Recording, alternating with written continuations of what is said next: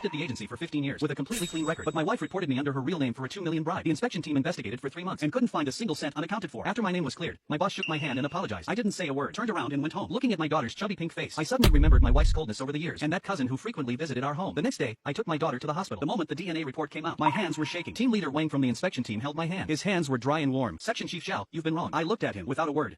On the table lay a document with an official red heading regarding the $2 million bribe of Zhao Yi. The conclusion of the false report investigation. 3 months, 92 days. I spent every day in a room less than 10 square meters, eating 3 meals a day, delivered by someone. Twice a day, someone would talk to me. They asked me about the source of every deposit and where every expense went. I repeated it over and over again. I said I didn't take it. They didn't believe me, but also seemed to believe me. Today, it's all over. Team leader Wang personally escorted me out of the office building. Over at your agency. I already spoke with Director Zhang. He said he'll hold a small meeting for you to restore your reputation. I nodded. Go home and get some good rest. It hasn't been easy for your wife either. I stopped walking. Looking at him, a trace of awkwardness appeared on his face. Yeah, my wife Zhou Ruwei. She placed justice above family and reported me with her real name. She said inside the secret compartment of my nightstand was hidden a $2 million deposit certificate. The inspection team went, pried open the compartment. It was empty inside. There was nothing there. Zhou Ruwei said she saw it with her own eyes. The inspectors asked me. I looked at them and only said 3 words. I don't have it. Now I'm cleared. Team leader Wang patted my shoulder and left. I stood in the sunlight. It was a bit blinding. My phone vibrated in my pocket. It was Director Zhang. Where are you, Zhao Yi? Let me host a welcome dinner for you tonight. No thanks. I really just want to go home. A moment of silence on the other end. That's good too. Your wife is definitely looking forward to seeing you. Rest assured, he'll arrange everything regarding your work. I hung up and headed home. The agency where I made no mistakes for 15 years. Because of this incident, I became everyone's topic of gossip. The home I lived in for 12 years also felt impossible to return to because of this. I called a cab and gave the address. The car started moving. Tree shadows receding outside the window. My mind was completely empty until the car stopped downstairs. I paid and got out. Walked into the stairwell. Took out my keys. Inserted it into the keyhole. The door opened. Mommy, higher, higher. I changed my shoes and walked in. Zhou Ruwei was holding up an airplane model, teasing our daughter Zhao Yi. Anan was sitting on the sofa, kicking her little legs, giggling. She saw me and froze. Daddy. Her voice was very small, with a timid tone. 3 months away, and she felt distant from me. Zhou Ruwei put the model down, stood up. You're back. I looked at her. She had lost some weight, as if she was the one who suffered a massive injustice. I hummed in response, walked to the sofa and sat down. Anan poked her little head out from behind her, secretly looking at me. That face was chubby and pink, very cute. I used to love pinching her cheeks the most. Now, looking at that face, my heart felt completely cold. Drink some water. A cup of water was handed to me. I didn't take it. When did you know I was coming back? Team leader Wang called me this morning. Oh. The living room was very quiet. The TV was on, but muted. There was a fruit platter on the table. The grapes inside were very fresh. I suddenly remembered something. The day I was taken away was a Wednesday. That afternoon, my cousin Sun Peng from the agency said he was coming over for dinner. He was my college senior. Later, we ended up in the same system. His parents and my parents were old acquaintances with a good relationship, so Zhou Ruwei also called him cousin. He wasn't married. Always loved to come to our house for free meals. After I was taken away, did he come over? Has Sun Peng been over recently? Zhou Rui's body stiffened for a second, very subtly, but I saw it. No, you were in trouble. How could he have the nerve to come? Her eyes were a bit shifty. I didn't say anything. Picked up the remote from the table and turned off the TV. I stood up. I'm tired. Going to sleep for a bit. I walked towards the bedroom. Dinner is ready. Aren't you going to eat? No. I pushed open the bedroom door. The bed was very neat, just like how it was before I left. The professional books I left on the nightstand had been replaced by a few fashion magazines. I pulled open the nightstand drawer. Inside was my watch, my wallet. The secret compartment had been pried open, leaving an ugly crack. I reached in and felt around. Empty. Zhou Ruwei stood at the door, looking helpless. Zhao Yi, listen to me explain. I was possessed by a demon that day. I turned around and looked at her. She cried, tears falling one by one. I was under so much pressure. I was afraid someone would call me and say you took money. Something would happen sooner or later, so I exposed you proactively, thinking it would count as a merit. The lies she fabricated didn't match any of the 100 possibilities I had imagined while I was being investigated. Those excuses were too laughable. I watched her cry, feeling no emotion in my heart. 15 years of marriage. I thought I knew her well. Now I realized I didn't know her at all. I looked at her, then looked past her, looking at our daughter Anan peeking from the living room. Anan is 5 years old. She looks like Zhou Ruwei, especially those eyes. People always used to say Anan was truly a combination of us two. Eyes like her mom, nose like me. Looking at Anan's nose, small and perky. Does it look anything like my nose? A crazy thought drilled into my mind. Once this thought emerged, I could no longer suppress it. It was like sulfuric acid, burning away the last bit of warmth in my heart completely. I walked over to Zhou Ruwei. She was still crying. Stop crying. Her voice was very calm. She stared at me blankly. Tomorrow we are taking Anan to the hospital. To the hospital? Is Anan sick? She was very nervous. She's not sick. I looked into her eyes to do a checkup. The next morning, I woke up at 6 a.m. Zhou Ruwei beside me was still asleep. Her brows were furrowed, seeming to sleep restlessly. I looked at her for a while, got up and washed up. The man in the mirror had lost weight, looking gaunt, his eyes unfamiliar. I shaved, changed my clothes. At 7 a.m., I knocked on Anan's door. Anan, time to get up. There was no sound inside. I pushed the door open directly. Anan was sleeping in her Winnie the Pooh blanket. Only the top of her head showed. I woke her up. She rubbed her eyes, saw it was me, a little scared. Daddy, get up. Daddy is taking you out to play. Where to play? To a place to draw some blood. Anan's face immediately went pale. I don't want to draw blood. I'm scared of the pain. She started rolling on the bed, throwing a tantrum. Zhou Ruwei was woken up by the noise, rushed into the room. Zhao Yi, what are you doing? Why are you acting crazy so early in the morning? She hugged Anan in her arms, glaring at me. Anan is afraid of needles. Don't you know that? What kind of checkup does it have to be today? I looked at her protecting the child, like an angry mother hen. Yes, today. We must go. We stood confronting each other. Anan was between us, looking at me. Looking at her, she burst out crying. I don't want to go to the hospital. I don't want to draw blood. Zhou Ruwei hugged her, coaxing her while shooting daggers at me. What checkup are you really doing? A routine physical. I've been gone for so long. Is it wrong to care about my daughter's health? This excuse was flawless. Zhou Ruwei bit her lip, unable to speak. I walked over, pulled Anan from her arms. Anan cried even harder. Either I take her alone, or the 3 of us go together. You choose. She stared at me intensely. A few seconds later, she gave in. "I'll go change." On the way to the hospital, the atmosphere in the car was oppressive. I drove. Jo Rue and Anan sat in the back. Anan was still sobbing softly. Jo Rue coaxed her the whole way, told her stories, promised to buy her the biggest ice cream after the checkup. I looked at them through the rearview mirror. The scene was very heartwarming. A good mother, a cute daughter. If that thought hadn't appeared yesterday, I probably would have softened. I would have felt that having just returned, I shouldn't treat them this way. But now my heart was just frozen ground. Arriving at the hospital, I registered directly. Went to the paternity testing center. Jo Rue saw the words Judicial Appraisal Center. Her face changed. "Joey, you," her voice trembled. I ignored her. Pulled Anan inside. "I don't want to go in. There are bad people inside." Jo Rue chased after us, grabbed my arm. "Joey, what is the meaning of this? You suspect Anan?" Her voice wasn't loud, but it was sharp. People in the hallway looked over. I threw off her hand. "You have a guilty conscience," I asked coldly. Her face turned pale. "Bastard, how could you think that? Anan is your daughter, your biological daughter. Just because I reported you, you have to retaliate against me like this? Insult me and the child like this?" I watched her perform. Every single expression, every single teardrop was so perfectly timed. In the past, I would have surrendered long ago, but now I only felt disgusted. "Well, know for sure after the test, won't we?" I pulled Anan and stopped talking nonsense with her. A nurse walked over. "Are you here for a paternity test?" "Yes." Both the adult and child need their blood drawn. Anan heard about drawing blood and struggled even harder. Jo Rue rushed over to snatch the child. I used force to restrain Anan. "Draw mine first." The needle pierced my arm. Blood flowed into the collection tube. I didn't feel pain. Then it was Anan's turn. She was held down by two nurses, crying her lungs out. "Daddy, I hate you. Mommy, save me." Jo Rue was crying beside her, cursing me. "Joey, you're not human. You will regret this." I looked at the tube of blood drawn from Anan's arm. My heart was empty. After drawing blood and completing the paperwork, results out in 7 working days. "You can pick it up yourself, or we can mail it." "He'll come pick it up personally," I said. Walking out of the appraisal center, Jo Rue held Anan, who had cried herself to sleep, looking at me like I was her enemy. "Joey, we are done. We'll talk when the results are out." I walked ahead to the parking lot. She followed behind. Back home, she settled Anan down and rushed into the study. I was sitting at the computer looking up lawyer information. "You must give me an explanation." She slammed the door, yelling at me. "Why did you do this? Who has been gossiping in front of you? Is it Sun Pang?" She actually brought up Sun Pang first. I was a bit surprised. I looked up at her. "You think it's him? If not him, who else? Who else besides him would come to our house? He definitely said something to you." She seemed to have grabbed a lifeline. "Joey, don't believe him. He is a despicable person. He's always hated the sight of me." I looked at her and suddenly found it ridiculous. I was inside for 92 days. My wife never once thought of my situation. My cousin never made a single consoling call. Now she wanted to shift the blame to him. "What did he tell me?" I asked, playing along. She froze. He must have badmouthed me, saying I have an improper relationship with another man." She probed. I didn't say anything. Her face grew paler. "Joey, you can't think of me like that. We've been married 15 years. What kind of person am I? Don't you know? I used to think I knew." I said, closing the computer. "Before the results are out, we sleep in separate rooms." I stood up and walked out of the study. "You sleep in the master bedroom. You'll sleep in the guest room." She stood there, trembling all over. If the results prove Anan is your daughter, "Joey, how are you going to fix this then?" I stopped walking. "If she is, I will kneel and apologize to you." I opened the guest room door and walked in. The door closed. I heard her let out a wail of despair outside. The 7 days waiting for the results felt like a century. Jo Rue and I lived under the same roof, but were like strangers. We didn't speak. The meals were made by the hourly worker. She left after cooking. Jo Rue and I ate at different times. Anan seemed to sense something too. She stopped making noise. Most of the time she stayed by herself in her room. Sometimes I walked past her door and could hear her talking to her doll. "Mommy and Daddy are ignoring me." My heart felt like it was pricked by a needle, but I didn't stop walking. These 7 days, I spent most of my time in the guest room. I went through all the photo albums from the past 12 years. I looked at them one by one, watched Anan from a baby in swaddling clothes grow into a beautiful little girl. I found photos of myself as a child to compare. Not a single part looked alike. I then found photos of Jo Rue. Anan's eyebrows, eyes, mouth, and face shape were almost a replica of hers. I also found photos of Sun Pang. He was my college senior. We had many group photos. I put Anan's photo next to Sun Pang's photo. That perky nose, that slight upward curve of the mouth when smiling, exactly the same. My heart sank bit by bit. I started to recalling every time Sun Pang came to our house. He always came on Friday nights, bringing fruit or toys, saying it was for Anan. Whenever he came, Jo Rue would be especially happy, personally cooking a table full of his favorite dishes. The 3 of us at the dinner table, they always had endless things to talk about, from funny college stories to office gossip. I occasionally interjected. They would respond perfunctorily, then go back to their own topics. I used to think I was overthinking. I thought they were cousins. It was normal to be close. I was busy with work, under a lot of pressure, and didn't talk much. It was good that Sun Pang could keep Jo Rue company. I was such a fool. I remember the day Anan was born 5 years ago. I was pacing outside the delivery room anxiously. Sun Pang was there too. He said he just happened to pass by the hospital. Her Jo Rue was giving birth, so he came to see. The nurse carried the baby out. I rushed up first. Sun Pang followed behind me. He looked at Anan in the swaddle. The light in his eyes was brighter than mine. The real father's. "Congratulations, junior brother. Your daughter is so beautiful." When he said this, he was looking at Anan the whole time. He didn't even look at me. I also remember one time, I got off work early and went home, opened the door, and saw Sun Pang and Jo Rue on the sofa. They were sitting very close. Jo Rue was crying. Sun Pang had his arm around her shoulder comforting her. Seeing me, they sprang apart like they were electrocuted, watching a Korean drama. It's too touching. Yeah. Women just love to cry. I believed them, like an idiot. I believed them time and time again. That 2 million bride report. Only the two of them could come up with such a vicious scheme. They thought once I went in, I would never come out. My house, my savings, my social status would all logically become theirs. They wouldn't even need a divorce. A criminal's wife with a fatherless child, relying on her cousin. What a touching story. I put away all the photos, picked up my phone, called a friend who was a private investigator. Help me investigate someone. Who? Sun Pang and my wife, Jo Rue. Investigate what? Their hotel records from 5 years ago until now. Financial transactions, everything. I understand. Are you sure? Sure, okay, they'll give you news in 3 days. Hung up the phone. I felt cold all over. The 7th day arrived. Time to get the report. I took a leave from work. When leaving the house, Jo Rue blocked the door. She was also dressed. "I'm going with you. No need.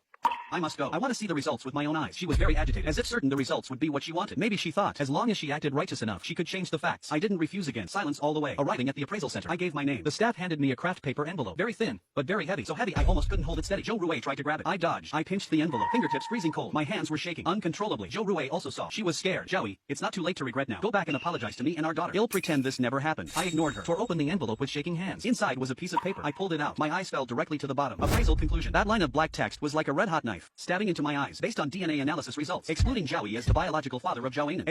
Excluding. My brain buzzed, going blank. The world went quiet. I couldn't hear what Zhou Rui was saying. Couldn't even feel my own heartbeat. I was like a puppet with its soul drawn out, standing there looking at that paper. I don't know how long passed before Zhou Rui's voice reached my ears, seeming to scream, "Impossible. This is absolutely impossible. The report is fake. You forged the report." She rushed to the counter, slapping the table and yelling at the staff. I slowly folded the report, put it back in the envelope, and put it in my inner pocket, next to my chest. It used to be warm there. Now it was frozen like iron by that piece of paper. I turned around. Zhou Rui was still causing a scene. Like a madwoman, I walked over, grabbed her arm. "Zhao Yi, this is fake. Believe me, there must be a mistake somewhere. Go home." I only said 2 words. My voice was very calm, so calm it didn't sound like my own. I pulled her outside. She wasn't as strong as me, being dragged by me all the way out of the hospital, stuffed into the car. I started the car and hit the road. She sat in the passenger seat, still crying, still saying it was impossible. "Zhao Yi, you must believe me. I've only ever had you as my man. Anan is your daughter. A hospital definitely made a mistake." "Shut up." I interrupted her. She froze. Maybe my tone scared her. The car finally went quiet. I drove, not heading home, but turning at an intersection, heading somewhere else. "This isn't the way home. Where are you taking me?" I didn't answer. Half an hour later, the car stopped below an apartment building. I didn't recognize this place, but I knew who lived here. The files my friends sent had this address. Sun Pang's rented apartment. Zhou Rui recognized it too. The color instantly drained from her face. Zhou Rui followed my gaze, and saw that familiar apartment building. The color on her face vanished completely in an instant. "I don't recognize this place. Zhao Yi, what did you bring me here for? I want to go home." She started becoming hysterical, reaching for the car door. The door was locked. I ignored her noise, voice still calm. "Building 15, Unit 2, Room 1103, Sun Pang's place, right?" Every word I said made her body flinch. When I reported the full address, it was like all her strength was drained, slumping in the seat, her lips trembling, unable to utter a single word. How did you know?" "If I want to know, there is always a way. He rented this place 2 months ago. You paid the rent, transferred from the living expense card your mother gave you. 6,000 a month, 1 month deposit, 3 months rent. The first time you paid 36,000. These are all part of the files my detective friend sent me. Every transaction is crystal clear." Zhou Rui's eyes held only terror. She looked at me like looking at a devil. "You investigated me. When you reported me under your real name, you should have expected today." My phone vibrated. I picked it up to look. It was a message from that friend, an encrypted compressed file. The title was Everything You Wanted. I answered the phone. "I sent you the stuff. Enough to give those adulterers a hard time. Hotel records, financial records, and screenshots of their WeChat chats. I had someone recover them. It mentions how they plotted against you. You can see for yourself. Thanks for your hard work." I hung up the phone and turned the screen towards Zhou Rui, showing that file name. She couldn't see the contents inside, but she understood the title. Her psychological defenses completely collapsed. "Zhao Yi, I was wrong. I was really wrong. Forgive me this one time. Let's go home, okay? Let's not divorce. For Ainan's sake. She can't be without a father." I took that appraisal report out of my pocket, unfolded it and placed it in front of her. She looked down, looking at excluding Zhao Yi as the biological father of Zhao Yinan. That line. Her crying stopped abruptly, like someone was choking her. The car was dead silent. Just then, a black Audi S6 drove into the parking lot. Parked not far away. The car door opened. Sun Pang got out of the driver's seat, wearing casual clothes, carrying a few supermarket shopping bags containing vegetables and meat. He was even humming a song. He locked the car, looked up at a certain window of Building 15, a warm smile of coming home on his face. That direction was exactly room 1103. Zhou Rui saw him too, looking at that man, looking at the shopping bags in his hand, looking at the satisfied smile on his face. Finally, she buried her head in her knees, letting out an extremely suppressed, beast-like whimper. I drove home. On the way, Zhou Rui didn't say another word. She just curled up in the passenger seat, like a ragdoll without a soul. Getting home, I parked the car. She didn't move. Getting out of the car, she followed me into the stairwell, into the elevator, out of the elevator, used the key to open the door. Anan heard the sound and ran out of her room. "Mommy." She threw herself at Zhou Rui. Zhou Rui's body was stiff and dodged a bit. Anan missed her hug, standing frozen there, her big eyes filled with confusion and hurt. She looked at Zhou Rui, then looked at me. Then, she cautiously retreated back into her room and closed the door. I changed my shoes, walked to the living room sofa and sat down. "Sit down too." Zhou Rui was like a marionette, sitting in the armchair opposite me. I didn't go to the study for my laptop, but turned on the smart TV in the living room. I cast the contents of my phone onto the huge TV screen. The first image was the DNA appraisal report, black and white text. Clear conclusion. Let's talk about this first. Anan is not my daughter, so after the divorce, her custody goes to you. I will not pay any child support. There is also no need for any visitation rights between us. Zhou Rui's body swayed. She didn't speak. I pressed the next page button. A spreadsheet appeared on the screen. It was a list of assets I made. Second, assets. This 180 square meter apartment, I bought it fully paid before our marriage. The deed only has my name on it. It belongs to my premarital property. You get no share. The car at home, worth 500,000, is registered under my name. Also bought with my premarital savings. Similarly, premarital property. You get no share of that either. As for savings under our names, we keep our own. I checked your accounts. Besides what your parents gave you, there is also the 320,000 that Sumpung transferred to you gradually since the year before last. You used your mom's card as a middleman, thinking I couldn't trace it. This money is proof of your adultery with him. Proof I will submit in court. Every item I mentioned made Zhou Rui's face pale a bit more. I continued to the next page. The screen started playing a slideshow of photos. It was her and Sun Pang outside various hotels, or hugging and kissing in residential parking lots. Time and location clearly marked. Third, grounds for divorce, infidelity within marriage, maintaining an improper relationship with someone else long-term. The evidence for this is conclusive, but the most important point is, you, Zhou Rui, colluded with Sun Pang in malicious false accusation, intending to send me to prison so as to seize all my assets. This is not just infidelity. This is a crime. On the screen appeared screenshots of WeChat chat histories. Hubby, he seems a bit suspicious of me lately. What should we do? What are you afraid of? Stick to the plan. Once he's locked up, you and Anan will both be mine. That 2 million deposit certificate. Will they really believe it? Just insist you saw it with your own eyes. The inspectors would rather catch the wrong person than let anyone go. As long as he is detained, we win. These were the final straws to crush her. Zhou Rui looked at the TV screen, at those ugly conversations between her and Sun Pang. She finally broke down. No, it's not like that. He forced me. Sun Pang forced me to do it all. He said he loved me. He said you would treat me worse and worse. He said only he could give me happiness. Reporting you was his idea too. He said as long as you went down, we could be together forever. She pushed all responsibility away completely. At this moment, she was still acting. I turned off the TV. The living room fell quiet again. I stood up, brought out 2 pre-printed documents from the study, and threw them on the coffee table in front of her. One was a divorce agreement. The other was a voluntary asset forfeiture declaration. Sign it. Sign it, and we will go to the Civil Affairs Bureau tomorrow and separate peacefully. I won't pursue criminal charges for your false report, and it'll leave you the last shred of dignity, letting you leave with nothing. That's it. If you don't sign all this evidence, including Anan's paternity test report, I will print 100 copies. Send one to the court. Send the rest to your parents, to my parents, to all our relatives, and our agency, Sun Peng's agency. I will let everyone know what kind of woman you, Jo Rue, are. What kind of man Deng, Sun Peng is. When that time comes, what you lose won't just be money and a house. It will be all your dignity as a human being for the rest of your life. Jo Rue looked at the documents on the table, then looked up at me. Her eyes went from venomous to pleading. And finally, just dead ash. The next morning I woke up early. Jo Rue hadn't slept all night, sitting on the sofa like a lifeless statue. The 2 documents on the table were still there. She hadn't touched them. I didn't rush her. I washed up and got dressed. I had more important things to do today. Before leaving, I glanced at her. It'll give you 1 day to consider. Tomorrow morning I need to see your signature. With that, I left the house. I didn't go to the agency, but drove straight to a law firm. This was a lawyer I found online during those 7 days. The city's most famous family lawyer, Zhang Chengye. I met Lawyer Zhang at the appointed time. He was in his 40s, wearing gold-rimmed glasses, looking very capable. Hello, Mr. Zhao. Lawyer Zhang. We shook hands, sat down as host and guest. I had no extra words. Took a USB drive from my briefcase and placed it in front of him. Lawyer Zhang, I want a divorce. All the evidence is in here. Lawyer Zhang nodded, plugged the USB into his computer. He opened the folders, looking at them one by one, from the paternity test report to the list of assets to those explicit photos and chat records. His expression went from calm initially to slightly surprised to solemn at the end. He looked very carefully, taking a full half hour. After reading, he took off his glasses, rubbed his temples. Mr. Zhao, to be honest, I have handled hundreds of divorces, but one like yours, with such destructive evidence prepared, is a first. This evidence is enough to render your wife completely defenseless in court. Leaving with nothing is a certainty. Then I will hire you. My demands are simple. First, a quick divorce. Second, make sure she doesn't get a single penny. Third, Anan's custody must go to her. I do not want to have any ties to this child anymore. No problem. Legally, she is not your biological child. You have no obligation to support her. Regarding assets, the other party is at major fault and had malicious intent to transfer and embezzle your property. Your premarital assets are absolutely safe. The division of postmarital joint property will also fully lean towards you. Good. We agreed on the legal fees, signed the contract. As I was about to leave, I asked him one last question. Lawyer Zhang, legally speaking, regarding that man, what else can I do? Lawyer Zhang pondered for a moment. Simple adultery is hard to punish legally, but if you have solid proof that he participated in and led the false accusation against you, you can pursue criminal liability. However, based on the chat logs you provided, they are very cunning. Many agreements were verbal. Forming a complete chain of evidence will be hard. Compared to going through formal procedures, targeting his workplace and reputation might be a more direct and effective way to strike. These words were exactly what I was thinking. I understand. Thank you, Lawyer Zhang. I walked out of the law firm, feeling half the weight lift from my heart. The legal weapons for revenge were ready. Next was another battlefield. I stood by the road, took out my phone, didn't call Jo Rue, but dialed my agency's Director Zhang. The call connected quickly. Little Zhao, how's your rest going? Thank you for caring, Director Zhang. I have recovered well. Director, whenever it's convenient. I'd like to return to work ASAP. He paused for a moment, then laughed. Great. You're welcome back anytime. I've always kept your office reserved for you, having literally clean it daily. Thank you, Director. Also, about what you mentioned before, the meeting to restore my reputation. Oh, right. Do you want it kept to a small circle or Director? I think we can make it broader. I watched the endless stream of traffic on the street, my gaze turning sharp. It would be best if all mid-level cadres could attend. After all, the impact of this incident wasn't small. I want my innocence to be known by as many as possible. I want more than just a divorce.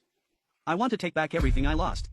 Reputation, status, and justice. I won't miss a single one. The next morning, when I walked out of the guest room, Jo Rue was still on the sofa, unmoved all night. In front of her were those 2 documents. The final page of the divorce agreement was already signed with her name. The handwriting was crooked, like she used all her strength. I walked over, picked up the document, checked it over. Asset forfeiture. Declaration signed too. She spoke, her voice hoarse like sandpaper. I picked up the other document, saw her signature and fingerprint. Good.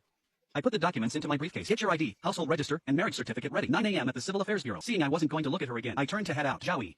She called from behind. Stopped me. Anan, is she really Sun Peng's daughter? Her voice carried a trace of doubt. A trace of hope. I almost laughed out loud. Reaching this point, she still held illusions. Or rather, she was trying to find an excuse for herself to prove she wasn't deceiving me from the very start. That question, you should go ask Sun Peng. I opened the door and walked out. The sun was bright. I drove to the agency. It was 8:30 a.m. Many colleagues were just arriving, bumping into me in the hallway. Their expressions were complex, with sympathy, with curiosity, with distance. I ignored them all, walking straight to my office. The door was locked. I took out my key and opened it. Spotless inside. Director Zhang didn't lie to me. He really had literally clean it daily. I sat down, opened the computer, processed the backlog of emails. At 9:30, Director Zhang's secretary came knocking. Section Chief Zhao, the director, requests you go to the main conference room. Okay. I stood up, straightened my collar, followed him there, pushed open the conference room door. Director Zhang sat at the head seat, saw me and waved. Come. Zhao Yi, sit here. He pointed to the seat next to him. I walked over and sat down. I could feel countless eyes behind me like searchlights shining on my back. I could also see, sitting in the corner of the room was Sun Peng. His head was down, not daring to look at me. His entire state was totally different from the day I was taken. The meeting began. No extra pleasantries. Director Zhang cut straight to the chase. First, he gave a brief speech about the importance of discipline and conduct, then shifted gears. Recently, an incident happened in our unit. Our comrade Zhao Yi was reported with a real name, accused of economic issues. The conference room was dead silent. The Municipal Inspection Commission took this highly seriously, formed a special task force, and conducted a 3-month-long investigation on comrade Zhao Yi. Director Zhang's voice was stern. Gathering everyone here today is to formally announce the conclusion of this investigation. Investigation proves the report regarding comrade Zhao Yi taking a 2M bribe is purely fabricated. It was a malicious false accusation. The Inspection Commission has formally issued a document clearing the facts for comrade Zhao Yi, restoring his reputation. He put down the document and looked at me. Here, on behalf of the agency's leadership, I express deep apologies to Comrade Zhaoi. It's us who failed to protect our cadre, making you suffer injustice. Saying that, he stood up and bowed deeply to me. The whole room was in an uproar. Director Zhang, this isn't your fault. I immediately stood up to support him. Director Zhang straightened up and held my hand. Ha ha ha, a good comrade. He turned to the room and said, Comrade Zhaoi is a backbone of our agency's operations. Diligent and conscientious for 15 years. Incorruptible. This incident brought upon him personally, and upon his family, massive harm. I hope our entire agency learns from this and firmly supports and trusts our comrades. Instead of being misled by rumors, applause started, sparse at first, then became enthusiastic. I saw many colleagues looking at me, sympathy turning into admiration. My reputation was polished clean in this moment. Director Zhang asked me to say a few words. I walked to the microphone, looking at the dense crowd below. My gaze finally landed on Sun Peng's pale face. Our eyes met in the air for a second. He quickly lowered his head like he was burned. I picked up the microphone, voice clear and steady. Thank you for the organization's trust. Thank you for the leader's care. These 3 months, I've fought a lot. As a veteran who has worked here for 15 years, I always believed one phrase: an upright person fears no crooked shadows. I believe the organization, believe the law, will definitely give me justice today. That justice has arrived. I am fine, but some things cannot just be let go. My voice turned cold. False accusations are not just targeting me personally, but a provocation to our entire cadre team, a trampling of organizational discipline. For that shadowy, despicable person hiding in the dark, attempting to use vile means to ruin someone else's life, I paused, gaze like a knife, sweeping towards Sun Peng again. He buried his head even lower, shoulders slightly trembling. I hope the organization investigates to the very end, with absolutely zero tolerance. I finished, and towards the rostrum and the colleagues below, I bowed deeply. Thunderous applause in the room. This time, everyone's applause was genuinely from the heart. After the meeting ended, my world was peaceful. Walking in the agency hallways, everyone I met would proactively greet me. Section Chief Zhao was back. Section Chief Zhao, you suffered. On their faces was perfectly measured care and warmth, as if those 3 months of isolation and suspicion never happened. I responded to each with a calm expression. I returned to my office. Just sat down when my phone rang. It was an unfamiliar number. I picked it up. Zhaoi, I'm at the tea house across from your work. Let's talk. It was Sun Peng. His voice was full of exhaustion and fear. I have nothing to talk about with you. No, please. I'm begging you. Just 10 minutes. His voice carried a sob. Fine. I hung up, got up and walked downstairs unhurriedly. There weren't many people in the tea house. Sun Peng chose a booth in the deepest corner. He saw me, like seeing a savior, but also like seeing the Grim Reaper, an extremely complex expression. The teacup in front of him was untouched. I sat down and poured myself a cup. Speak. Brother Yi, no, Section Chief Zhao. He was incoherent. I heard what was said in the meeting today. I know I was wrong. I really know I was wrong. With a thud, he actually slipped off his seat, about to kneel to me. I leaned back, dodging him. If you have something to say, say it. Skip this act. The waiter looked over. With a weird look, Sun Peng hurriedly scrambled up and sat. Chief Zhao, that thing, reporting you, really wasn't my idea. It was Zhou Ruei, my sister-in-law. She insisted on doing it. She said only if you went in could she be free. He started acting too. The exact same script as Zhou Ruei, pushing the blame to the other person. I quietly watched him, silent. My silence made him even more afraid. Really, I swear, I advised her against it. I said doing this was too risky, too immoral, but she wouldn't listen. She was determined to ruin you. He raised his hand, as if to swear to heaven. Is that so? I took my phone out of my briefcase. I didn't unlock it, just pointed the screen at him. Stand by. On the screen was a photo I had just set as wallpaper. It was him and Zhou Ruei downstairs at that rented apartment, hugging and kissing. A screenshot from the video my friend gave me. High definition, clear. Sun Peng's eyes were locked dead onto the phone screen. The color on his face drained even cleaner than in the meeting room. His lips wriggled, wanting to say something, but couldn't make a sound. Do you want me to show you something else? Like your chat logs? About how you plotted against me, how to hide the assets, how to make your cousin-in-law leave with nothing, your plan to have me sit in jail forever. Sun Peng's body began to shake violently. Sweat dripped down from his forehead in large drops. Or we can talk about none. I dropped the final heavy hammer. You really like her, right? Every time you come over you buy her the most expensive toys. The day she was born, you were more excited than me. I'm very curious. In what capacity were you? Caring about my daughter? Stop talking. Sun Peng finally broke down. He held his head in his hands, letting out a painful groan. I'm begging you, stop talking. I put my phone away, took a sip of tea. The tea was already cold. Sun Peng, we were schoolmates. I used to think you were my friend, my family. My voice was very light, but every word struck his heart like a heavy hammer. You ruined my 15-year marriage, ruined all my trust in family, and you wanted to ruin my entire life. Zhaoi, I'm not human. I'm worse than a beast. He looked up, face covered in tears. I leaned forward, got closer to him, and said in a voice only the two of us could hear. Now there are two paths. First, I hand all the evidence to the inspection commission, and also to your agency leaders. You know exactly what the charge is for falsely accusing a government official. You know yourself. Your end will be 100 times worse than mine. Second, before dawn tomorrow, proactively submit your resignation to the agency. Then write a detailed confession about how you conspired with Zhou Ruei, how you planned this step by step. Write it all out originally. Sign your name and give it to me. After doing these two things, you can get lost, get out of this city, and never appear in front of me again. I leaned back into my chair. Shoes. Sun Peng slumped in his seat, ashen-faced. He knew he had no choice. Compared to a ruined reputation and ending up in jail, getting lost with some dignity left was the only lifeline he could grasp. Coming out of the tea house, I glanced at the time, 8:50. Still 10 minutes until the agreed time. I drove on hurriedly towards the Civil Affairs Bureau, parked the car, walked to the entrance. Zhou Ruei was already waiting there. She wore a gray trench coat, hair casually pinned up, no makeup on her face, pale and haggard, holding a cloth bag containing all the documents we needed today. She saw me. Her eyes darted away. Didn't speak. I didn't bother opening my mouth either. We were like two strangers queuing up for errands, walking in one after the other. Took a number and lined up, waiting. The whole process was dead silent, surrounded by couples coming and going, some joyfully here to get married, others with bitter faces here to do paperwork. Our silence stood out glaringly in such an environment. Finally our number was called. We walked to the window and sat down. Are you two divorcing voluntarily? Yes. Yes. Is the division of property agreed upon? What about child custody? All agreed upon. It's all clearly written in the agreement. The clerk picked up our divorce agreement, quickly scanned through it. When she saw the woman voluntarily relinquishes all assets and the legitimate daughter to be independently raised by the woman, the man will not pay child support. These two clauses. She looked up, giving Zhou Ruei a surprised look. Zhou Ruei buried her head even lower. The older sister didn't ask further. This was other people's family business. Fill this out. We silently filled out the forms. I wrote quickly. Name, Zhaoi. Ethnicity, Han. In the reason for divorce column, I only wrote 4 characters. Breakdown of relationship. I left her with her final dignity. Forms filled, photos taken. When the steel seal slammed down with a thud, stamping onto those 2 red divorce certificates, I saw Zhou Rui's body tremble violently. Everything was over. Okay. I picked up the one that belonged to me, stood up, turned, and left without a word of goodbye. Walking out the doors of the Civil Affairs Bureau, the sunlight was glaring. I felt a 1,000-pound burden lift from my shoulders. Jo Rue followed me out. Joey, I stopped and looked back at her. This was our final conversation as husband and wife. Can I go back and pack up mine and Ainan's things? He'll give you 2 hours. He'll wait for you downstairs. Back downstairs at home. I didn't go upstairs. Leaning against the car, lit a cigarette. This was the first cigarette I had smoked in 3 months. Smoke swirled, but my thoughts were incredibly clear. In less than an hour, Jo Rue came down, dragging 2 large suitcases. Ainan was following beside her. The little girl holding her shirt corner, looking at me timidly. Her eyes were red, obviously having cried. I put out the cigarette butt, walked over, give me the car keys. The car at home was under her name, but also bought with my money. The agreement stated it belonged to me. She took it out of her bag, handed it to me. Where do you plan to go from here? Back to my mom's place. Sun Peng. He transferred me some money this morning and then blocked me. He said he's leaving this city. I felt absolutely nothing. This was the price he was meant to pay. Take care of yourselves. I left those words, opened the car door, got in and started the engine. The car drove out of the complex. In the rearview mirror, I saw the mother and daughter's figures getting smaller, finally becoming a blurred dot. Back home, the first thing I did was call a locksmith. Hello, master? I want to change the locks. The whole house, highest grade. Half an hour later, the locksmith arrived, hearing the buzzing of the electric drill, smelling the machine oil. I knew the last trace of someone else's presence in this home was also being eradicated. After seeing off the locksmith, I stood in the empty living room. This place finally completely belonged to me alone again. I took off my jacket, walked into the study, and poured myself a glass of whiskey. My phone vibrated. It was a file transfer notification. I clicked it. It was from Sun Peng, a Word document titled Confession. I opened it, reading it word by word. It detailed how he coveted my wife, how he realized Ainan was his daughter, how he seduced Jo Rue step by step, and finally orchestrated that malicious false accusation. Written very earnestly, full of regret. I finished reading and clicked save, then dragged the document into an encrypted folder. This was my final protective talisman. I held my glass and walked to the window. Outside, the evening lights were just turning on. Myriad families lit up. The city was still bustling with traffic, as if nothing had changed. But my world had been turned upside down, and then rebuilt by my own hands. I took a sip of liquor. The spicy liquid slid down my throat, carrying a trace of burning heat. In this war, I won. Won decisively. Won thoroughly. But there was no ecstasy in my heart. Only a deep sea-like calmness. The revenge was over. Tomorrow the sun would rise as usual. My new life had just begun. The next day, I woke up in an extreme quietness. No noise from Ainan getting up in the morning. No clanking sounds of Jo Rue in the kitchen. And no cautious footsteps of the hourly worker. The entire 180 square meter apartment was as empty as a giant echo chamber. I lay in bed, eyes open, staring at the ceiling, looking for a long time. The tension from the revenge was gone, as was the ecstasy of accomplishment, leaving only a massive emptiness after the dust settled. I used half a month's time to cut the Gordian knot, severing all the rotten roots of the past 15 years. Now I was standing on a cleanly swept ruin. Around me were no longer those disgusting people and things, but at the same time, I had nothing left. I got up, washed, cooked myself a bowl of noodles, a very simple bowl of plain noodles, adding only salt and a few drops of soy sauce. After eating, I washed the bowl spotlessly clean, put it back in the cupboard. Then I picked up my phone, dialed my mother's number. It rang for a long time before she picked up. Hello, E? Mom, it's me. Are you alright? Did you have that meeting? The agency didn't give you a hard time? The day I was taken away, the news quickly reached my parents. The old couple almost fell ill from anxiety. These past 3 months, they sought out countless connections, begged countless people, but couldn't even get to see my face. I can imagine how they survived this. I'm fine, Mom. It's all over. Yesterday, the agency had a meeting. Director Zhang personally restored my reputation. That's good. That's good. You've suffered, my child. Your dad, because of your situation, his hair turned half white. My heart ached. Where's Dad? He went to play chess at the park. I didn't tell him that you were calling. Afraid he'd get too agitated again. Mom, let me tell you something. I paused, gathering my words. I divorced Jo Rue yesterday. The other end of the line instantly went quiet. What did you say? Divorce? Why? Is it because she reported you? E, listen to Mom. Husband and wife shouldn't hold overnight grudges. Maybe she was just temporarily confused. Mom, I didn't want to bring up the scandal of Ainan not being to my parents.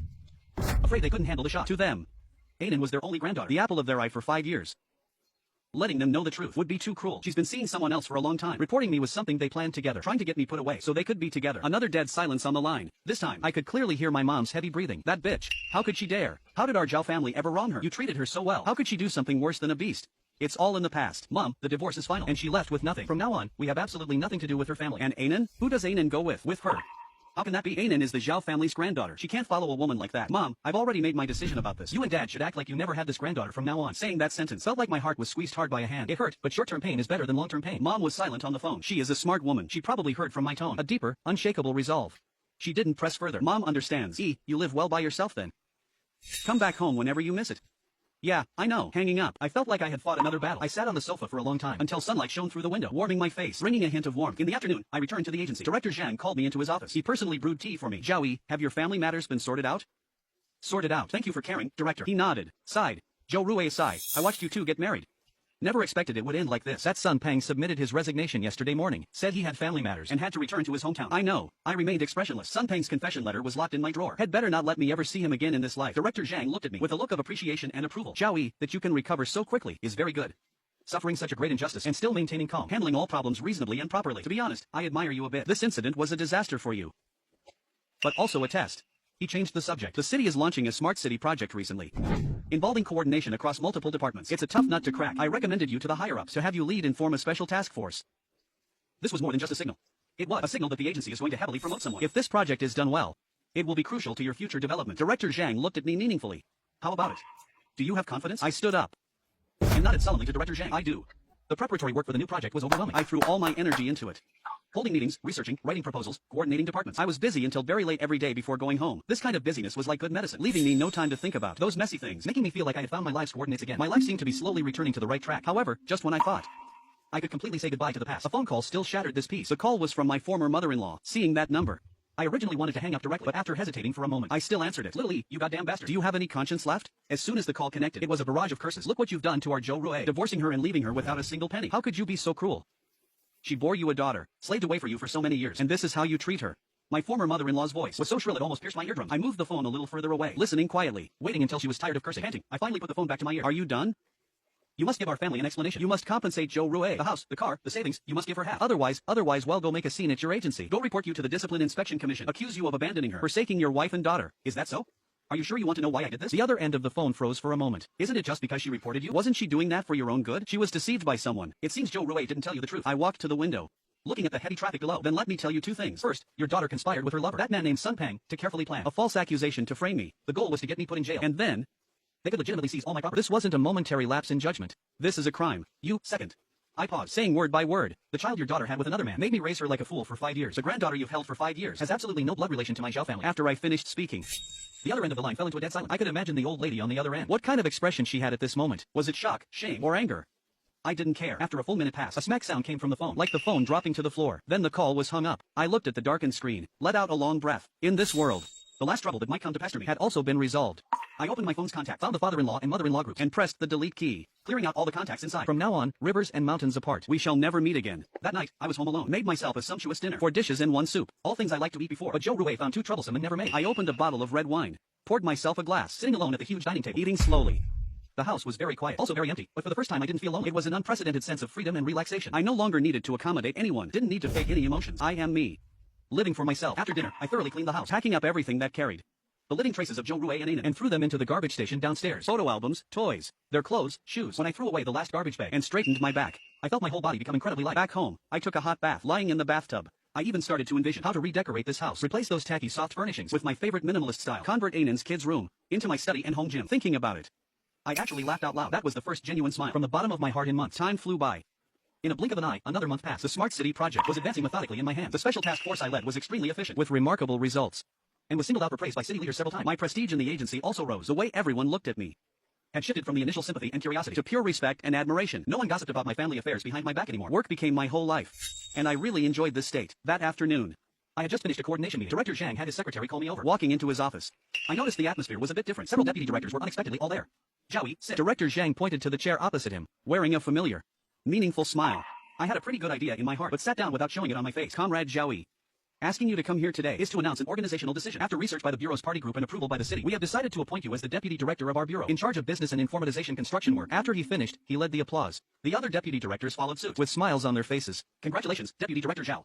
Young and promising, despite having expected it. But when this moment truly arrived, my heartbeat couldn't help but quicken a bit. From a section chief falsely accused, who could have fallen into a trap at any time, to becoming a leadership team member, a deputy director today. In these short 2 months, my life was like a roller coaster ride. Thank you to the organization for the trust. Thank you, leaders. I stood up, bowed deeply to everyone. No impassioned declarations, only the most sincere gratitude. The appointment document came down very quickly. My office also moved from a regular single room on the 3rd floor to the deputy director's office on the 5th floor, bigger and quieter. Standing by the window of the new office, I could overlook more than half the city below. The view was expansive, and my state of mind broadened with it. Getting off work in the evening, I didn't go straight home as usual, but drove around the city aimlessly. Finally, I parked the car at a riverside park. I got out, walking slowly along the riverside trail. The river breeze blew, bringing a hint of cool moisture across my face. Cruise ships passed by on the river, drawing out long ripples. Across the river was the city CBD, with towering skyscrapers, brightly lit, outlining a prosperous skyline. I found a bench and sat down, looking at everything before me. Images of the past few months flashed through my mind. The astonishment when taken away, the oppression during interrogations, the breakdown upon seeing the appraisal report, the determination during the showdown, and the emptiness after the divorce and the current peace. Everything felt like a bizarre dream. Now, the dream was awake. The person I once thought would accompany me for life had become a stranger. The child I once thought was the continuation of my bloodline had also vanished into the sea of people. That home filled with betrayal and lies had been torn down and rebuilt by my own hands. I lost some things, but also gained others, like a thorough awakening, a chance at rebirth.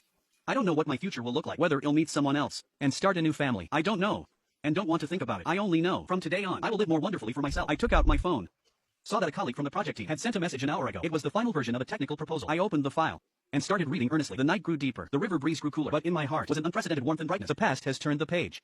My new life is setting sail bathed in starlight. Life after being promoted to deputy director was completely different from before. I had a dedicated driver and secretary, The documents to review daily piled up like a mountain. The meetings I attended went from departmental level up to the municipal level. Busyness became the main melody of my life. This high-intensity rhythm was like a solid firewall, completely isolating me from the past. I thought days would just flow peacefully in the torrent of work like this. Until my mother called again. How have you been lately? Her voice carried a hint of cautious probing. Since we parted on bad terms last time, we hadn't spoken on the phone for almost a month. Doing well, Mom. The project is going smoothly. How is the health of you and Dad? I leaned back in my office chair, looking at the blue sky outside the window. We're both fine. It's just, she hesitated. I went grocery shopping yesterday and ran into your old neighbor, Auntie Lee, who lives across from Joe Rui's family. My heart sank a bit. I didn't speak. She told me Joe Rui is doing very badly right now. After she returned to her parents' home, her parents found out about everything and felt like they lost all their face. Her dad locked her in the house, not letting her out, scolding her whenever he sees her. Her mom cries every day, saying what sin did she commit to raise such a daughter. I listened quietly, with no expression on my face. This was what she deserved. Auntie Lee said, the most pitiful one is Anan. That child, hearing that name. My hand holding the phone tightened unconsciously. That child is despised by her grandparents all day, calling her a burden. An illegitimate seed. Joe Rui herself is in a daze and can't take care of her. The child has lost a lot of weight. Doesn't speak all day, just hugs a doll and sits in the corner. A couple of days ago, Auntie Lee even heard her crying secretly in the room, asking her cloth doll, is it because Anan wasn't good that Daddy doesn't want me anymore? When my mom got to this point, she already had a crying tone. Mom knows you can't stand them, but the child is innocent. She's only 5 years old. What does she know? Whenever I think of how lively and cute she used to be, and now, Mom. I abruptly interrupted her, my voice as cold as ice. I stood up from the chair, walked to the window, looking at the crowds below, tiny as ants. That phrase, is it because Anan wasn't good that Daddy doesn't want me anymore, was like a red-hot steel needle, viciously piercing into the softest part of my heart. It hurt, a long-lost sharp pain, but I couldn't be soft-hearted.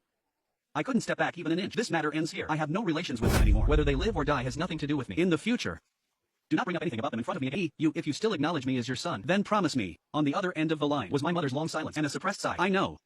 I hung up the phone, standing by the window for a very, very long time. My mind was full of Anan's face covered in tears, a small face full of confusion. I also thought she would be my most precious treasure in this life. I used to hold her, teach her to speak, take her to the park, carry her on my shoulders, listen to her giggling. Those warm memories had now become poisoned razor blades, slicing my heart until it was dripping with blood. I closed my eyes and breathed hard. When I opened them again, my eyes had restored their usual calmness and fortitude. I picked up the project proposal on the desk, forcing myself to shift my attention back to those dense texts and charts. The past is already dead. I can't let its shadow entangle my future anymore. The Smart City project entered deep waters, the most core component of which was defining the security and integration of cross-departmental data. This was a technical challenge, as well as a management challenge. Our own technical team had limited capabilities. We had to bring in a top external partner. After several rounds of strict bidding and screening, the leading enterprise in domestic information security, Wanyu Tech, successfully won the bid. A week later, the first project kickoff meeting for both sides was held in our bureau's conference room. Wanyu Tech's team was very young and energetic. The leading project manager was a woman named Su Ching. She looked to be under 30, wearing a well-tailored black suit, long hair efficiently tied behind her head, wearing light makeup. Her eyes bright and sharp. She didn't use unnecessary pleasantries, diving straight to the point after introductions. Halfway through the meeting, it was our side's turn to introduce our preliminary data architecture concept. My subordinate, Section Chief Lee from the tech division, spoke eloquently on stage. Sorry to interrupt. Chief Lee, regarding the two-way sandbox data exchange model you mentioned, we believe there is a fatal logical flaw. The conference room immediately quieted down. President Su. This model was created referencing advanced international experience and went through multiple rounds of validation. The problem might not be in the model itself, but in the application scenario. You ignored the heterogeneity between different departmental systems, as well as data's complete decay during the cleaning and standardization process. Problem is, according to your design, once malicious code bypasses the front-end firewall, it can exploit this decay vulnerability to laterally infect at least 70% of the connected systems within 3 minutes, causing citywide data paralysis.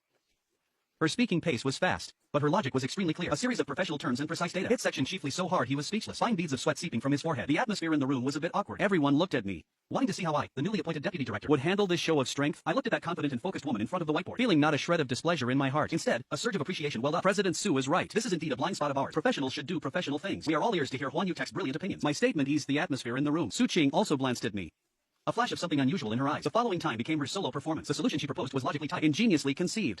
Not only solving the security risks we hadn't noticed, but even optimizing data processing efficiency. The meeting, originally scheduled to end at 5 p.m., went on until 7 p.m. After the meeting ended, technical staff from both sides immediately split into groups, starting to modify details based on the new proposal. Su Cheng and I stayed in the conference room for a final review. Director Zhao, I didn't expect you to be so open-minded. On technical issues, the capable should lead. There's no need to use administrative ranks to pressure people. You are more impressive than I imagined. The feeling is mutual. To be able to sort out such a complex project so methodically in its early stages, Director Zhao's management abilities also impressed me. Our first time stepping away from formal, having a bit of personal exchange. My stomach growled inappropriately. He'll order some takeout. Is pizza okay?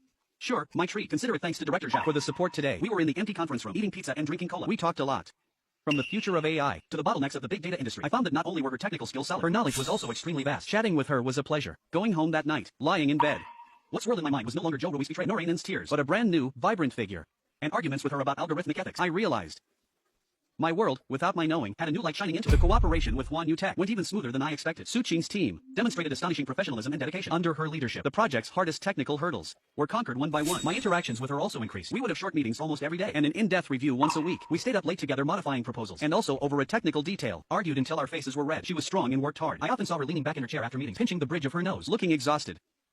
But as soon as she threw herself into work, she was immediately like a fully wound-up warrior again. In her, I saw a long-lost, pure passion, that kind of unadulterated love for a career. This feeling attracted me very much, but I always maintained a restrained, purely professional relationship with her. That failed marriage was like an invisible scar, constantly reminding me not to easily trust anyone, especially women. One noon. I had just finished eating. I received a call from my friend Old One. His voice sounded very excited, even carrying a bit of schadenfreude. Guess what interesting thing I discovered? Stop keeping me in suspense. About that guy, Sunpeng. A friend of mine from my hometown. Ran into him by chance a couple of days ago. You would never guess what state he's in now. I didn't speak. Listened quietly. When that kid conspired with your wife back then, it wasn't for some bullshit love at all. He was trading futures outside. And got himself into massive debt. Being chased to hide everywhere. What he wanted was your money. Your house. He used his relationship with Jo Rue as a stepping stone. Using that stupid woman Jo Rue as a pawn. The child is mine. Well, live a good life together. All ghost stories to deceive her. The goal was to make her dead set on helping him. Put you in jail. Hearing this. My heart didn't have much of a ripple. I had already guessed most of this. After he packed up and got out of your place, didn't he go back to his hometown to lay low? Turns out he hadn't hidden for a few days before his creditors found him. Those guys aren't pushovers. They broke his legs and held him in a small motel, telling his family to bring money to ransom him. Where could a family like his get that much money? His parents went to beg the creditors several times, almost kneeling, but it was useless. Here comes the best part. Do you know how he finally got away? He basically sold his own sister, a girl who just started college, giving her to that creditor as a mistress. Used his sister's future to exchange for his own freedom. My breathing stopped for a second. Even a vicious tiger won't eat its cubs. I always thought Sunpeng was just greedy and malicious, but never expected his humanity had deteriorated to this level. For himself, he could sacrifice everything, including his own relatives' happiness and dignity. Jo Rue fell in love with a man like this. For such a man, she ruined our home. And also ruined her own life. How pathetic, and how ridiculous. Are you still listening? I am. My friend sent me a photo. Do you want to see it? Send it over. Soon my phone vibrated. I opened the picture. The photo was taken in a noisy, chaotic train station. Sunpeng was wearing a cheap tracksuit, one leg in a cast. On crutches, his face black and blue, eyes fearful and numb, squeezed among a group of migrant workers about to board a slow green train heading south. The cousin who once chatted and laughed merrily in my house, wearing a suit and leather shoes, was now like a stray dog. No, worse than a dog. I looked at that photo for a long time, feeling no thrill of revenge, nor the slightest sympathy. Only a barren coldness. Karma. What goes around comes around. His fate was his own choosing. My finger moved and pressed the delete button. Along with that photo and that name and that unbearable past, completely erased from my world altogether. The sun was shining outside. I stood up, poured a cup of hot tea, and walked toward the conference room. Su Qing and her team should have already arrived. A new life still has more important battles to fight. I cannot, nor do I want to, look back again. After being promoted to deputy director, my time was cut into countless tiny fragments, endless meetings, endless documents, and endless social niceties to handle. I was like a high-speed spinning top, unable to stop for a single moment. But this kind of busyness was a relief to me. It left me no time to recall the past, made me feel that the value of my existence was no longer merely attached to a broken family. The Smart City project, under the joint push of me and Su Qing's team, had successfully completed the first phase of architecture building and stress testing. This was an important milestone. According to convention, the Bureau was to organize a celebration banquet. The location was set at the city's fanciest hotel, but I vetoed this proposal at the last moment. I moved the dinner to a small, inconspicuous private kitchen near the unit. Didn't invite too many leaders, only invited core members of both project teams. Director Zhao, you're saving us money. It's not about saving money. Meals at fancy hotels are about ostentation. The food here is about human connection. Our two teams have fought side by side for so long. We're already our own people. No need for all that superficial stuff. My words instantly warmed up the atmosphere. Those young engineers from Huan Yu Tech also let go of their restraints. Su Qing sat beside me. She didn't wear a business suit today, but a beige cashmere sweater. Long hair draped casually over her shoulders, lacking some of her workplace sharpness, adding a bit of gentleness. Director Zhao, a toast to you. You are the most special client I've worked with. Special how? Not like a leader. More like a comrade in arms, she said, tossing her head back and downing the drink. Her alcohol tolerance exceeded my expectations. Halfway through the dinner, everyone had drunk quite a bit. The topic slowly shifted from work to life. Director Zhao, you were so young and successful. Your wife must be very beautiful, right? As soon as the words fell, the atmosphere at the table froze instantly. My secretary, Little Lee's face changed. About to scold him, I raised my hand to stop him. I picked up the wine bottle, poured myself a full glass, and stood up. I do not have a wife. I recently got divorced. Everyone was stunned. That engineer was especially scared pale. But it doesn't matter. It's all in the past. With that, I downed the wine in my glass. Su Qing watched me quietly the whole time. There was no curiosity in her eyes, nor any sympathy. Only a faint, understanding calmness. After the dinner ended, everyone dispersed. Su Qing also drank quite a bit. Her cheeks were flushed, walking a bit unsteadily. It'll take you back. Sorry for the trouble, Director Zhao. I can grab a cab myself. Get in. My tone brooked no refusal. She glanced at me and didn't insist further, opening the car door and sitting in the passenger seat. The car was very quiet. I turned on the music, some soothing instrumental. Why did you divorce? She suddenly spoke, breaking the silence. I didn't expect her to ask so directly. My hand gripping the steering wheel tightened. Nothing. Incompatible personalities. I used the most perfunctory excuse. She turned her head, looking at the dazzling night view outside, and didn't ask further. My parents divorced when I was in college. My dad hooked up with his secretary. My mom made a fuss for a long time, and finally, disillusion, moved far away. She sounded like she was telling someone else's story. Her tone as flat as discussing the day's weather. From then on, I understood a truth. What truth? Lean on a mountain, the mountain falls. Lean on a person, the person runs. Only you yourself are the most reliable. So I work desperately. I want to make myself strong enough to not need to rely on anyone. She turned back and looked at me, her eyes strikingly bright in the night. I saw my own reflection in her eyes. We are the same kind of people, hurt by the ones closest to us, and then use a hard shell to wrap ourselves up tightly. The car arrived downstairs at her apartment complex. She unbuckled her seatbelt. Thank you for bringing me back. You're welcome. She pushed the door open, got out and walked 2 steps, then turned back, bent down and smiled at me. Joey, actually, when you smile, you look much better than when you have a straight face. Saying that, she turned and walked into the stairwell without looking back. I sat in the car, staring blankly at her retreating figure for a long time. The frozen surface of the lake in my heart seemed to crack open a tiny fissure. After that night, the relationship between me and Su Qing underwent some subtle changes. We were still partners at work. When discussing issues, we'd still argue over a point until our faces turned red. But outside of work, we had an inexplicable, Unspoken tacit understanding. She would, when I forgot to eat during meetings, silently place a sandwich on my desk, and I would, after she stayed up late working, drive her home. We never talked about each other's past, yet it seemed in every meeting of our eyes, we read each other's scars. This feeling was like a cup of warm water in winter. Not hot, but enough to warm the heart. My life seemed to be moving towards a brand new, bright direction. I almost started to think that those unbearable past events had truly left me. Until that Saturday afternoon, I went back to my parents' house for dinner. After dinner, my mom pulled me aside mysteriously, insisting on stuffing a photo into my hand, saying it was her old comrade's daughter, also a civil servant, telling me to go meet her. I refused, not knowing whether to laugh or cry. Leaving my parents' house, it was still early. I didn't want to go straight back to that empty house, so I drove to the biggest Xinhua bookstore in the city. I wanted to buy some professional books on urban planning and management. There were many people in the bookstore, filled with a quiet atmosphere of books. I was immersed in the joy of finding books, feeling very relaxed. As I carried several thick books to check out, passing through the children's reading section, a familiar yet strange figure crashed into my sight without warning. It was Jo Rui. She was squatting in front of a bookshelf, as if looking for some book. She had lost a terrible amount of weight. Her whole body was out of shape. Her once carefully styled hair was now just casually tied back, revealing a pale, haggard face. She wore a washed-out, old jacket, completely lacking her former pampered appearance. My gaze shifted from her and landed beside her. A small figure was holding a rag doll missing an arm, sitting quietly on the floor. It was Ainen. She had lost weight too. Her little face had lost its former rosy hue, appearing a bit sallow. Those eyes that used to sparkle like black grapes now seemed covered with a layer of dust, dull and lifeless. She just sat there quietly, not crying, not fussing, like a toy forgotten by the world. At that moment, my heart felt like it was grabbed by an invisible hand, squeezed hard, instantly stopping its beat. The things my mom had said, the scenes Auntie Lee had described, all turned into concrete, sharp knives in this moment, slicing my nerves piece by piece. I subconsciously took a step back, hiding behind a tall bookshelf. I looked at them, feeling like it was hard to breathe. Jo Rui finally found a book. It was a very thin, discounted fairy tale book. She stood up, pulled Ainen a bit. Ainen, we're going home. Her voice was exhausted and hoarse. Ainen didn't move. Just looked up. Just raised her head, looking at her blankly. Jo Rui sighed, bent down wanting to pick her up. Just then, Ainen's gaze crossed over Jo Rui's shoulder, through the gap in the bookshelf, and saw me. Our eyes met in the air. At that moment, time seemed to stand still. Her eyes were blank at first, then confused, and then showed a cautious, faint hope mixed with a trace of fear. Her lips moved, but didn't make any sound. That little girl who used to joyfully throw herself into my arms and loudly call me daddy, right now was just standing far away, looking at me timidly, as if trying to confirm whether the person in front of her was an illusion. Jo Rui also noticed her daughter's unusual behavior. She followed Ainen's gaze and turned her head, and saw me. Her face instantly turned pale. Horror, shame, embarrassment. Countless emotions intertwined on her face. She was like a cat whose tail was stepped on. Scooped up Ainen, using the child's body to hide her own face, fleeing almost in panic. She stumbled through the crowd, and disappeared at the bookstore exit. I stood frozen in place. The few heavy professional books I held in my arms felt incredibly light at this moment. My hands were shaking. My heart was hurting. Not for Jo Rui. That woman wasn't worth any of my emotions anymore. It was for that child. That child dragged into the dirty struggles of the adult world. An innocent and pitiful child. The look in her eyes when she looked at me was like a rusty key, unlocking my long-sealed memories. I seemed to see again how she used to act spoiled in my arms. Heard the sound of her babbling as she learned to speak. Felt the warmth of her soft little hand grasping my finger. Those warm moments I had deliberately tried to forget now all turned into piercing cold. I put the books back on the shelf and fled the bookstore. Getting into my car, I closed the door, cutting off all outside noise. I leaned on the steering wheel, closed my eyes. In the darkness, Ainen's look became increasingly clear, carrying confusion, carrying fear, and a trace of despair and sadness from being abandoned. I thought I had won. I thought I had crushed all my enemies underfoot. I thought I was invulnerable, but not until this moment did I realize, in this war, there was actually another victim, and I had personally pushed her into the abyss. That chance encounter at the bookstore was like a stone thrown into a calm lake, stirring up ripples in my heart that wouldn't dissipate. My mood was inevitably affected. The next day was Monday. At the regular project meeting, I was distracted the whole time. Su Qing was on stage reporting the latest technical progress. Several times she cast her gaze at me, asking for my opinion. I only mumbled in response, or said handle it as you see fit. My abnormality. Everyone noticed. After the meeting ended, Su Qing didn't leave right away. She walked up to me and placed a hot coffee in front of me. You're off your game today. Did something happen? I picked up the coffee and took a sip. Very bitter. Nothing. Just didn't sleep well yesterday. Su Qing looked at me deeply and didn't expose my lie. If there's any problem with the project, you can look for me anytime. But if it's your personal issue, I hope you can adjust yourself as soon as possible. I need a partner who's at 100%. Her words were very direct, even a bit blunt. But for some reason, hearing them, my heart actually felt relieved compared to cautious sympathy and comfort. I needed this kind of rational reminder more. I know. I nodded. That day I forced myself to put all my energy into work. I reviewed mountain-like stacks of documents, handled coordination disputes among 3 departments, and went to the site to inspect the construction progress of the server room. I wanted to numb my nerves with busyness. But once it became dead of night, Ainen's look would clearly surface in my mind again. At night, I worked overtime alone in the office, checking the final technical document. There was a light knock on the office door. I looked up and saw Su Qing walking in. She hadn't left either. Still not done? Almost. Just the last document. She said no more, and sat in the chair across from me, also taking out her laptop, quietly handling her work. Neither of us disturbed the other. The only sound in the office was the crisp tapping of keyboards. This silent companionship strangely calmed my heart.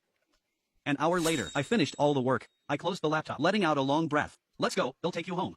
Okay. On the way back, the car was still playing its soothing instrumental music while waiting at a red light at an intersection. I spoke up, as if possessed. Yesterday, I saw my ex-wife and that child saying these words. Even I felt surprised. I originally thought I would keep these things rotting in my stomach for a lifetime. Su-Ching turned her head, looking at me quietly. No surprise. No probing questions. Like the most patient listener. She is not doing well. The child is also doing very poorly. I saw the look in her eyes when she saw me. I couldn't go on. That complex feeling, mixed with guilt, heartache, and powerlessness, made my throat tighten. The red light turned green. I started the car and continued forward. You feel you owe that child? I don't know. Logically, I know she isn't my daughter. Her tragedy wasn't caused by me, but emotionally, I can't forget. I raised her for 5 years. Zhao Yi, you are not a saint. You're just a normal person. Normal people have feelings. They soften, they hurt. It's nothing to be ashamed of. I used to hate my dad too. I felt he ruined my home, ruined my mom's life. I swore never to forgive him. Until the year before last, he fell seriously ill. That woman took his money and ran. He lay in the hospital alone, lonely and miserable. I went to see him. Seeing how aged he looked, I suddenly realized I didn't hate him that much anymore. I just felt he was very pitiful. Some things we cannot change. Some people we are destined to let down. The only thing we can do is to accept it all, and then keep moving forward. Her words were like a mild medicine, slowly smoothing out the creases in my heart. Yes, I cannot change the past, nor can I pay for others' mistakes. All I can do is to guard my true self and walk the future road well. The car stopped downstairs at her place. This time she didn't unbuckle immediately. The car was quiet for a long time. Zhao Yi, if you really can't let go of that child, maybe you can do something. Do what? I don't know, but not as a father, but as an elder who once cared for her. For example, anonymously funding her studies, or improving her life through other channels. Letting her know the world hasn't completely abandoned her. Of course, this is just my suggestion. What you do depends on your own heart. She smiled at me after speaking. Good night. Good night. Watching her back as she went upstairs, I sat in the car, not starting the car for a long time. Su-Ching's words opened a window for me. A window to liberation, to reconciling with myself. Maybe I really could do something. Not for Zhou Rui, not for that mistaken past, only for that child. The child who called me dad for 5 years, so she could see a glimmer of light in her gloomy life. I took out my phone and dialed my detective friend Old Wang. Old Wang, do me a favor. I called Old Wang. It was late at night. His voice carried a trace of sleepiness, but upon hearing it was me, he perked up immediately. It's so late. Did something happen? Nothing, just need your help. I leaned back in the office chair, looking at the city's bright lights outside, my tone unprecedentedly calm. I want to anonymously sponsor a child. The phone went silent for a moment. Old Wang is a smart guy. He immediately guessed who I was talking about. Thought it through? He asked seriously. Thought it through? I looked at my hands. Those hands that had held that child countless times now could only do something for her in the shadows. I don't want her life to be completely ruined by adults' mistakes. I get what you mean. Old Wang mused. This matter can't involve giving money directly. Zhou Rui's family are all money grubbers.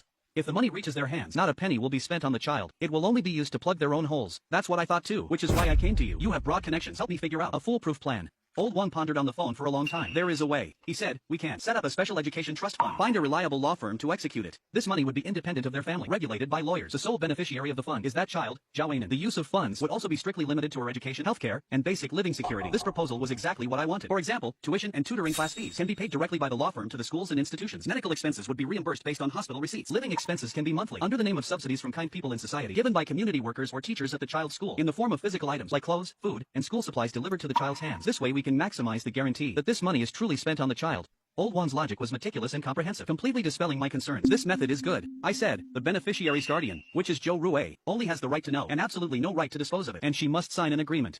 If the child is abused or basic living needs are not met, the foundation has the right through legal means to change the child's custody. This could be considered my selfish motive. I am giving them money, so they take good care of the child. If they fail to do so, I don't mind using legal means to make them pay a much heavier price. No problem. All this can be written into the trust agreement. Old Wang readily agreed. As for the donor's identity, well, use a fictional one, under the name of Starlight Charity Foundation. Guaranteed no one will trace it back to you. Good. Let's do it this way. Help me contact a lawyer as soon as possible. The starting funds, I will transfer you 5 million first. Old Wang on the phone was startled by this figure. Isn't this too much?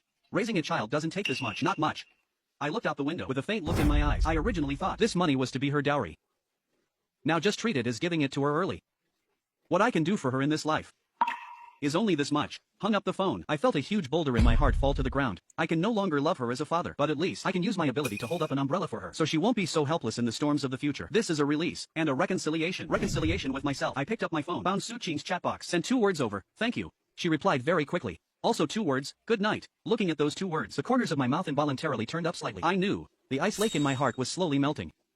And the night outside the window seemed to become gentle too. After resolving Ainan's matter, my whole person relaxed. Handling work matters also became much smoother. Su Chang and my cooperation grew more tacit. Our relationship was just like the project progress, advancing steadily. We would go mountain climbing together on weekends, watching the clouds roll by at the summit, talking about our respective plans for the future. She wanted to, in the field of AI, create a product that truly changes the world, while I hoped to make the city I'm responsible for into a safer, more convenient, more humanized homeland. We would also, on a rainy afternoon, find a quiet cafe, read our own books, occasionally look up and share a smile without needing to speak, already reading the peace in each other's eyes. I realized that being with her, I didn't need to wear a mask, nor did I need to deliberately please. We were 2 interesting souls, attracting each other and respecting each other. This day, the project's first phase, wrapped up perfectly. To celebrate and to relax a bit, Su Ching proposed that our our two teams. Go to the suburbs for team building. I gladly agreed. The team building location was set at a picturesque resort. During the day everyone played team building games, having water fights regardless of rank, making a mess together. Even me, the usually unsmiling deputy director, got soaked like a drowned rat by the engineer's water guns. I wasn't angry. Instead, laughing and joking with them, blending right in. Su Ching stood not far away, watching my sorry state, smiling with her eyes curving like crescent moons. At night was a buffet barbecue day. Everyone gathered around the bonfire, drinking beer, singing songs, the atmosphere warm and joyful. I sat by the bonfire, looking at those young, energetic, smiling faces, also feeling a long-lost warmth in my heart. Turns out life isn't just about betrayal and scheming. There's also this kind of pure joy. Su Ching, holding 2 bottles of beer, sat next to me, handing me one. You were very different today. Really? And then you smiled more than the past 3 months combined. Her eyes were especially bright under the firelight, because I seemed to have found a new way to live. We didn't speak anymore, just quietly drinking beer, watching the bonfire in front of us, listening to the singing in the distance. Not sure how long passed. My phone rang. It was my mom calling. I walked to a quiet corner to answer. Not interrupting you? No, Mom, what's up? I just wanted to tell you. Zhou Rui's family seems to have had a change. I heard from Auntie Lee a while ago. Someone claiming to be a lawyer found Zhou Rui and her parents, saying some Starlight Foundation wanted to sponsor Anon. Not only did they send the child to the city's best bilingual kindergarten, they also hired a special psychological counselor to provide guidance for the child every week. I listened quietly. At first her parents thought it was scammers trying to cheat them out of money. Later they found out they didn't ask for a single penny and were actually paying for everything, which overjoyed them. Now their attitude towards Anon has done a 180-degree turn, treating her like a treasure every day. Terrified this money tree will run away, Anon is also much more cheerful now. Heard the teacher say she made new friends in kindergarten and even voluntarily performed on stage. My mom let out a long sigh on the other end. Although I don't know which saint is doing a good deed, but at least the child is better. My heart can also feel a bit more at ease. That's good. My voice was very calm. Hung up the phone. I looked up at the stars in the sky, very bright and dense, just like Anon's eyes. I felt the last bit of gloom weighing on my heart thoroughly dissipate. I turned back to the bonfire. Su Ching was still waiting for me. Family matters all resolved? All resolved. I looked into her eyes. Inside seemed to also hold a brilliant starry sky. I suddenly had an urge, wanting to pull her into my arms, but I held back. Some things need a more suitable timing, and I believe that time wasn't far away. The Smart City project, after over a year of hard work, finally welcomed its highlight moment of full launch. The city government for this held a grand press conference. As the general manager of the project, I stood under the spotlight to media and guests from all over the country, introducing this achievement, condensing the hard work of countless people. I saw Director Zhang's gratified gaze below the stage, saw my colleagues' proud smiling faces, and also saw Su Ching sitting in the front row. She was looking at me intently, with admiration in her eyes, and pride, and a deep affection that only I could read.